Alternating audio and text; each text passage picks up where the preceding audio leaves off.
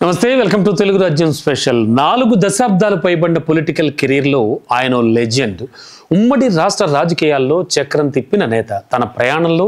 ఎన్నో ఎత్తుపల్లాలు చూసిన ఆయన ఇక ప్రత్యక్ష రాజకీయాలకు దూరమైనట్టేనా ఇన్నాళ్ళు ఆ పార్టీలో నెంబర్ 2గా ఉన్న ఆ నేత ఇప్పుడు ఎందుకు సైలెంట్ అయ్యారు ఆయన నిశ్శబ్దం వెనుక కారణాలేంటి రాష్ట్ర రాజకీయాల్లో ఆయన సక్సెస్ అయ్యారా ఫెయిల్యూర్ పొలిటీషియన్గా మిగిలిపోయారా గతమెంతో ఘనకీర్తి అన్నట్టుగా గడిపిన ఆ నేత ఇప్పుడు ఏం చేస్తున్నారు ఇంతకీ ఎవరా నేత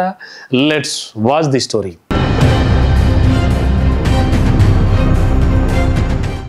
యనమల రామకృష్ణుడు రాజకీయాల్లో తెలుగునాట ఏ మాత్రం పరిచయం అక్కర్లేని పేరు ఉమ్మడి తూర్పుగోదావరి జిల్లా ప్రస్తుత కాకినాడ జిల్లా తుని నియోజకవర్గం నుంచి ఏకధాటిగా 6 పర్యాయాల పాటు ఎమ్మెల్యేగా విజయం సాధించారు యనమల 1983 నుంచి 2009 వరకు 6 సార్లు తుని నియోజకవర్గం నుంచి ఆయన విజయం సాధించారు ఎన్టీఆర్ స్థాపించిన తెలుగుదేశం పార్టీలో ఆవిర్భావం నుంచి ఉన్న నాయకుల్లో యనమల కూడా ఒకరు ఉమ్మడి రాష్ట్రంతో పాటు విభజిత ఆంధ్రప్రదేశ్లో తెలుగుదేశం పార్టీ ప్రభుత్వాన్ని ఏర్పాటు చేసిన ప్రతిసారి మంత్రివర్గంలో స్థానం దక్కించుకున్నారు ఆయన అటు ఎన్టీఆర్ క్యాబినెట్తో పాటు ఇటు చంద్రబాబు ప్రభుత్వంలో కూడా అమాత్యుడిగా వ్యవహరించారు ఆయన ఏదో మొక్కుబడిగా ప్రాధాన్యత లేని ఆ మంత్రి పదవులు కాదు యనమల ఆర్థిక శాఖతో పాటు శాసనసభ వ్యవహారాల మంత్రిత్వ శాఖ 1995-99 మధ్య ఉమ్మడి ఆంధ్రప్రదేశ్ స్పీకర్ పదవులను సమర్థవంతంగా నిర్వహించారు ఆయన 2009 వరకు ఓటమి ఆయన కాంపౌండ్ వాల్ వద్దకు రావాలన్నా కూడా 1-2 సార్లు ఆలోచించేది అయితే 2009 ఎన్నికల్లో ప్రజారాజ్యం పార్టీ ఆవిర్భావంతో జరిగినటువంటి త్రిముఖ పోటీలో యనమల మొట్టమొదటిసారిగా ఓటమి చవిచూశారు ఇక ఆయన ప్రత్యక్ష ఎన్నికల్లో పోటీ చేసింది కూడా అదే చివరిసారని చెప్పచ్చు అయితే తెలుగుదేశం పార్టీతో పాటు పార్టీ అధినేత చంద్రబాబుతో ఉన్న సాన్నిహిత్యంతో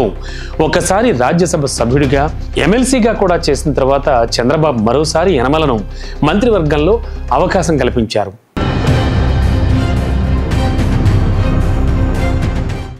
రాష్ట్ర విభజన తరువాత విభజిత ఆంధ్రప్రదేశ్లో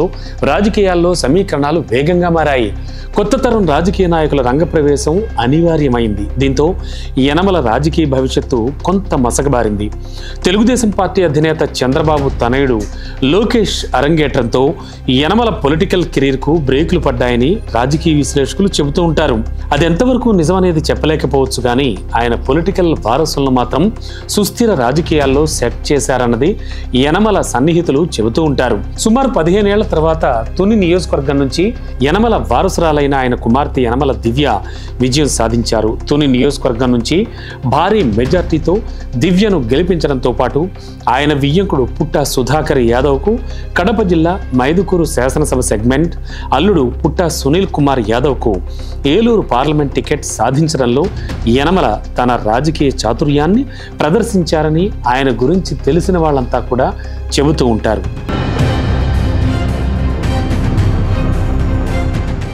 ఇటీవల యనమల రామకృష్ణుడు తుని నియోజకవర్గంలో ఓ కార్యక్రమం నిర్వహించారు తన రాజకీయ ప్రస్థానంపై పుస్తకాన్ని రచించి ఆవిష్కరించారు కూడా ఆంధ్రప్రదేశ్ తెలంగాణ రాష్ట్రాలకు సంబంధించినటువంటి పలువురు రాజకీయ ప్రముఖులను ఆయన పుస్తకావిష్కరణ సభకు కూడా ఆహ్వానించారు రాజకీయ జీవితంలో ఆయన ఎదుర్కొన్నటువంటి సవాళ్లు చూసిన ఎత్తు పల్లాలను నెమరు వేసుకొని అందరితో ఆ విశేషాలను సైతం ఆయన పంచుకున్నారు ఇక యనమల రామకృష్ణుడు తన రాజకీయ జీవితంపై అసంతృప్తిగా ఉన్నారని కొన్ని మీడియా ఛానళ్లు పత్రికలు ఆయనపై కథనాలను వండి వార్చాయి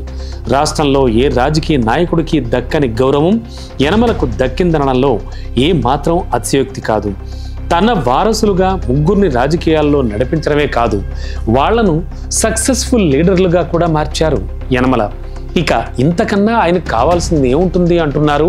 ఆయన అభిమానగణం ఇక కూటమి పార్టీలో భారతీయ జనతా పార్టీ భాగస్వామి కావడంతో రానున్న రోజుల్లో ఏ పదవైనా సరే ఆయన్ను వరించవచ్చు అనేది సన్నిహితుల ఆశ ఆయన ఫెయిల్యూర్ పొలిటీషియన్నా సక్సెస్ఫుల్ లీడరా అన్నది తెలియాలి అంటే మరి కొంతకాలం పాటు వేచి చూడాల్సిందే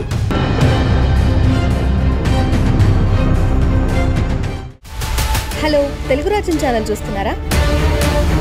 సామాజిక రాజకీయ జీవన చిత్రణే తెలుగు రాజ్యం అతిశయోక్తులు అసత్యాలు ఉండవు రాజకీయ కోణం కాదు ప్రజా కోణమే కొలబద్ద తెలుగు రాజ్యం వీక్షణ మీ ఉత్తమ అభిరుచికి నిదర్శనం.